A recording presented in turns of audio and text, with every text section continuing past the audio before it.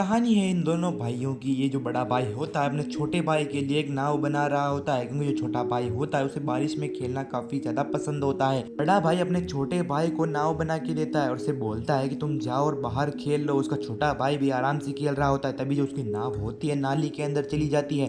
तभी हमें एक क्रूर शैतान को दिखाया जाता है जिसका नाम पेनी वॉइस होता है, जो कि छोटे छोटे बच्चों को अपने लालच की वजह से मार दिया करता था। पेनी वॉइस उस लड़के से कहता है कि अगर तुम्हें नाव चाहिए तो अपना हाथ अंदर डालो। बच्चा भी उसकी बातों में आ जाता है और उसे हिप्नोटाइज होकर जैसे ही अपना हाथ अंदर डालता है तो पेनी वॉइस उसका हाथ ही काट लेता है। और उसी समय से हमें उस बच्चे का पूरी मूवी के अंदर कोई भी पता नहीं चलता है। पेनी वॉइस जो कि एक खतरनाक बच्चा होता है, हमें दूसरा बच्चा दिखाया जाता है जो कि भेड़ खाने में काम किया करता था।